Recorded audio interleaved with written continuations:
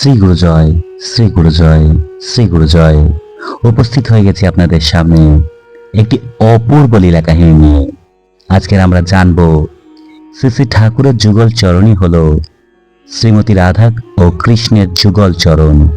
কিভাবে জানা গেল, কে জানতে পারলো, সম্পূর্ণ কাহিনীটি আপনাদের সামনে আজকে তুলে ধরব শ্রদ্ধেয় মাধব চক্রবর্তী দাদার লেখনীর মাধ্যমে। যারা এইরকমই অজানা তথ্য এবং অজানা লীলা কাহিনী জানতে ইচ্ছুক এবং যারা এখনো পর্যন্ত শ্রী গুরুর চরণেষু এই চ্যানেলটিকে সাবস্ক্রাইব করেননি, আপনারা অবশ্যই সাবস্ক্রাইব করবেন এবং একটা লাইক করে দেবেন। লাইক করলে অনেক উৎসাহ পাই। সঙ্গে যারা যারা এই ধরনের কাহিনী জেনে সমৃদ্ধ হবেন তাদের মধ্যে শেয়ার করে এই ধরনের কাহিনী ছড়িয়ে দিতে ভুলবেন না।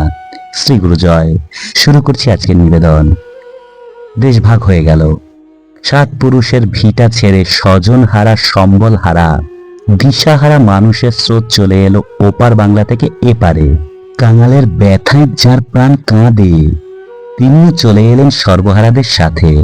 তার প্রাণের চেয়েও প্রিয় সন্তানেরা কে কোথায় আশ্রয় পেয়েছে, কেমন আছে সেখানে, তারই সন্ধানে।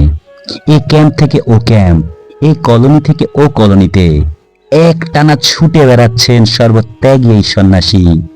বাংলার 1363 বঙ্গাব্দের 29শে জ্যৈষ্ঠ খবর রটে গেল, এক সন্ন্যাসী মহাপুরুষ আসছেন ধুবুলিয়া ক্যাম্প থেকে রানাঘাট কুপার্স ক্যাম্পে। দলে দলে ছিন্নমূল মানুষের ঢল রানাঘাট স্টেশনের দিকে। শুধু ছিন্নমূল মানুষেরাই নয়, ছুটে এলেন কুপার্স ক্যাম্পের অ্যাডমিনিস্ট্রেটর প্রদ্যোৎ চক্রবর্তী সাহেব, ডেপুটি অ্যাডমিনিস্ট্রেটর ফণীভূষণ গুহ সাহেব, রেফিউজি রিলিফ ডিপার্টমেন্টের ডিরেক্টর মিস্টার এস.সি. দাশগুপ্ত সাহেব এবং আরো বহু বিশিষ্ট ব্যক্তিত্ব। কাতারে কাতারে মানুষ রাজসিক অভ্যর্থনায় মিছিল করে নিয়ে চলল এক সর্বত্যাগী সন্ন্যাসীকে। গৈরিক বসন, গৈরিক উত্তরীয়, জ্যোতির্ময় করুণা ঘন বিগ্রহ। অ্যাডমিনিস্ট্রেটর সাহেব সরকারি বাংলোতেই তার অবস্থানের ব্যবস্থা করা হলো। অবিরাম দর্শনার্থীদের ভিড়, কার সাধ্য সামাল দেয় সেই জনসমাগম। বাস্তুহীন, জীবিকার পথহীন, ভাগ্য বিড়ম্বিত মানুষ শুধু দুটো চোখে একটিবার দর্শন করতে চায়। সেই সব মানুষের আরতি না দেখলে ভাষা দিয়ে বোঝানো যাবে না। গভীর রাত্রি, চারিদিক নিস্তব্ধ, সবাই ঘুমে আচ্ছন্ন। জেগে আছেন 2 জন, চক্রবর্তী সাহেব এবং সেই করুণা সুন্দর সন্ন্যাসী। আরও আছে একটি বালিকা, কেন তা সে জানে না। শুধু ভালো লাগে 2 চোখ ভরে এই সন্ন্যাসীকে দেখতে, তাই তো তার চোখে ঘুম নেই। প্রদ্যোৎ সাহেব পণ্ডিত লোক, অধ্যয়ন করেছেন বহু শাস্ত্র গ্রন্থ, জ্ঞান বেড়েছে, মনে অনেক জিজ্ঞাসা। তিনি একটার পর একটা প্রশ্ন করছেন আর সন্ন্যাসী উত্তর দিচ্ছেন। আবার প্রশ্ন, আবার উত্তর। নীরব রাত্রির নিভৃত বাসে অবিরাম চলছে জিজ্ঞাসা আর সমাধান। চক্রবর্তী সাহেব বললেন, মহাজন মুখে শুনতে পাই আজিও সে নিত্যলীলা করে শ্যামরায়, কোনো কোনো ভাগ্যবান দেখিবারে পায়। এই মহাজন বাক্য কি সত্য, না ভক্তের ভাবাবেগের অতিশয়োক্তি? সন্ন্যাসী মুখে কোনো উত্তর দিলেন না। ধীরে ধীরে তার বাম শ্রীচরণখানি প্রসারিত করে দিলেন চক্রবর্তী সাহেবের দিকে। বিদ্যুৎ পৃষ্ঠের মতো শিউরে উঠলেন চক্রবর্তী সাহেব। এ কি, এই যে আলতা পরা একটি বালিকার কোমল চরণ। ক্ষণিকের বিরতি, এরপর তিনি প্রসারিত করে দিলেন দক্ষিণ শ্রীচরণখানি। রাঙা চরণ নূপুর পরা, ঠিক যেন বৃন্দাবনের পথে পথে ছুটে বেড়ানো কিশোর শ্রীকৃষ্ণের চরণ। গভীর রাত্রি, নিঝুম নিস্তব্ধতা, ক্ষুদ্র প্রকোষ্ঠখানি দিব্য আলোকে উদ্ভাসিত। চক্রবর্তী সাহেব লুটিয়ে পড়লেন সেই যুগল চরণে। তার ভ্রান্তি নিরসন হলো। রাত্রি ভোর হলো। আবার সেই জনস্রোত।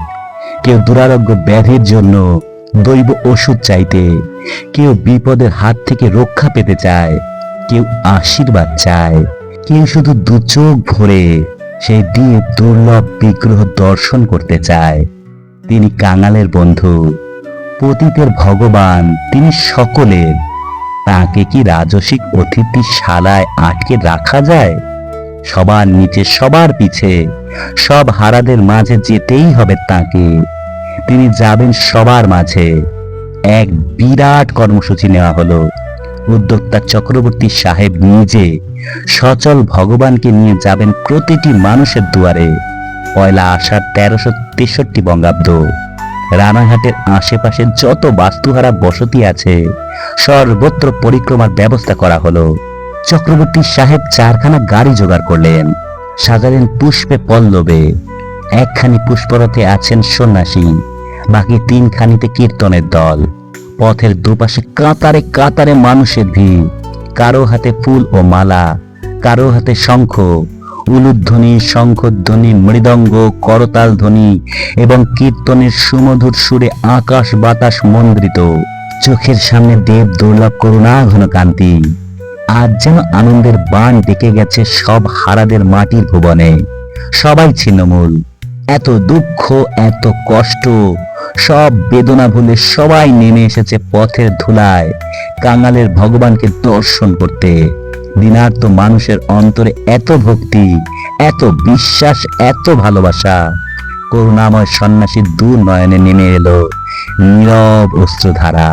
এ যে তার করুণার বিগলিত নির্যাস। এর পরের দিন 2রা আষাঢ়। দিনার্ত পীড়িত মানুষের ঢল নেমে এলো চক্রবর্তী সাহেবের বাংলোর সম্মুখে। সকাল থেকে দ্বীপ্রহর দৈব ওষুধ, উপদেশ, আশীর্বাদ অবিরাম চলছে। বিশ্রামের কোনো অবকাশ নেই। মানুষের সেবার মাঝে ঈশ্বর সেবা। সেই সেবাই যে তার দিব্য জীবনের ব্রত। অপরাহ্নে মহতী ধর্মসভা, সেখানে উপচে পড়ছে ভিড়। এর পরের দিন 3রা আষাঢ় নরনারায়ণ সেবা। চক্রবর্তী সাহেবের আনন্দের অবধি নাই, উৎকণ্ঠার অন্ত নাই। কত লোক হবে, আয়োজন কতটা করা যাবে, কিছুই তো জানা নেই। ওদিকে আকাশের বুকে জমে উঠেছে ঘন কালো মেঘ, ঝড় বাদলের কুটিল সংকেত। দুরু দুরু করে বুক কেঁপে উঠছে। নিদারুণ উৎকণ্ঠায় রাত শেষ হয়ে এলো। তখনও ভোরের আলো ফোটেনি। ফুরফুরে নির্মল বাতাস। আকাশের আগের দিনের ঘনায়মান দুর্যোগের চিহ্ন মাত্র নেই। পূবের আকাশ রাঙিয়ে দেখা দিল সুন্দর প্রভাত। এরই মাঝে মানুষের আনাগোনা শুরু হয়ে গেছে। কারো থালিতে রেশনের চাল ডাল, কারো হাতে আনাজপাতি। শত প্রণোদিত হয়ে এগিয়ে এসেছে অসংখ্য স্বেচ্ছাসেবী। রান্না শুরু হয়ে গেল। এত চাল ডাল, এত কর্মী, ভাবা যায়। দু চোখে শুধুই বিস্ময়। বেলা বাড়ছে, মানুষের ঢলও বাড়ছে। নীল আকাশের নিচে ঘাসের উপরে বসে পড়েছে কাতারে কাতারে প্রসাদ প্রার্থী। নারী, শিশু, বৃদ্ধ সবাই এসেছে। একদল প্রসাদ পেয়ে উঠে যায়, আরেক দল বসে। সারা দিন একটানা চলছে পেট ভরে প্রসাদ পাওয়া। আশেপাশের ক্যাম্পে, কলোনিতে প্রায় 60,000-এর বেশি বাস্তুহারা বসতি। কেউ বাদ নেই, সবাই এসেছে। প্রসাদ পেয়েছে, দর্শন পেয়েছে। প্রণাম করে দেব দুর্লভ সন্ন্যাসীর শ্রী হস্তের আশীর্বাদ নিয়েছে। গভীর রাত। প্রসাদ দান আজকের মতো সমাপ্ত। এখনো রয়েছে প্রচুর প্রসাদ। উদ্বৃত্ত হয়েছে অনেক চাল ডাল। কালও চলবে এই নরনারায়ণ সেবা। ভোর হলেই জমে উঠবে আনন্দের হাট। আসনে ঠায় বসে আছেন সেই গৌর কান্তি দেব পুরুষ। অধরে মধুর হাসি, নয়নে স্নেহ নির্ঝর দৃষ্টি, করুণায় টলমল করছে। সম্মুখে বসে আছেন রিফিউজি রিলিফ অ্যান্ড রিহ্যাবিলিটেশনের ডিপার্টমেন্টের ডিরেক্টর মিস্টার S.C. দাশগুপ্ত। বসে আছেন কুপার্স ক্যাম্পের অ্যাডমিনিস্ট্রেটর মিস্টার প্রদ্যুৎ চক্রবর্তী। বসে আছেন ডেপুটি অ্যাডমিনিস্ট্রেটর ফণীভূষণ গুহ।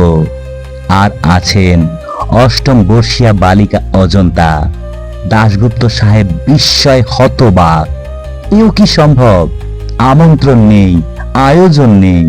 1/2 লক্ষেরও বেশি মানুষ পেট ভরে আহার করলো। ভাবা যায়, ব্যাখ্যা করা যায় বৃদ্ধি দিয়ে? চক্রবর্তী সাহেবের মুখে কোনো কথা নেই। অবাক বিস্ময়ে ডাগর দুটি চোখ মেলে তাকিয়ে আছেন ভুবন মোহন দেব বিগ্রহের দিকে। জ্যোতির্ময় কান্তি, রূপের অতীত রূপ। তার মনে প্রশ্ন জেগেছিল, আজিও সেই নিত্যলীলা করে শ্যামরায়।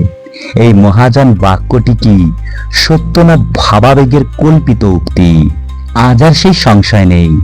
আজ ভাবছেন, এই তো সেই নিত্য লীলা ঘটে চলেছে চোখের সম্মুখে, এই তো সেই মধু বৃন্দাবন, এই তো বনমালী যশোদা নন্দন, আর অষ্টম বর্ষীয়া বালিকা অজন্তা। হয়তো তার শিশু মনে এত কথা জাগেনি, শুধু দেব দুর্লভ এক মহামানবকে কাছে পাওয়ার অনাস্বাদিত পুলকে ভরে উঠেছিল তার মন, যা আজও সে ভুলতে পারেনি। জীবনে বহু পথ অতিক্রম করে সেদিনের শিশু অজন্তা আজ এক উচ্চ পদস্থ সরকারি আধিকারিকের বর্ষীয়সী গৃহিণী। আজ কোনো এক দুর্নিবার আকর্ষণে সহস্র ভক্তের ভিড়ের মাঝে ছুটে আসেন সেই দেব দুর্লভ সন্ন্যাসী ভগবান দুর্গা প্রসন্ন পরমহংসদেবের আবির্ভাব উৎসবে। ভক্তি ভরে প্রণাম করেন, আশীর্বাদ গ্রহণ করেন, প্রসাদ গ্রহণ করেন, চলে যান নীরবে অলক্ষ্যে। সেদিনের সেই সন্ন্যাসী আমাদের প্রাণের ঠাকুর, পরম প্রেমময় শ্রীশ্রীমৎ দুর্গা প্রসন্ন পরমহংসদেব। শ্রী গুরু জয়, শ্রী গুরু জয়, শ্রী গুরু জয়। আজকে এইটুকুই। পরের দিন আবার উপস্থিত হয়ে যাব নতুন কোনো অজানা তথ্য বা অজানা লীলা কাহিনীর সঙ্গে। ততক্ষণ কিন্তু শ্রী গুরু চরণেষু এই চ্যানেলটিকে সাবস্ক্রাইব করতে ভুলবেন না, এবং যারা যারা এই ধরনের কাহিনী জেনে সমৃদ্ধ হবেন তাদের মধ্যে ছড়িয়ে দিতে ভুলবেন না। ততক্ষণ সকলে অনেক ভালো থাকবেন, সুস্থ থাকবেন। দেখা হচ্ছে পরের দিন। শ্রী গুরু জয়। নমস্কার সবাইকে।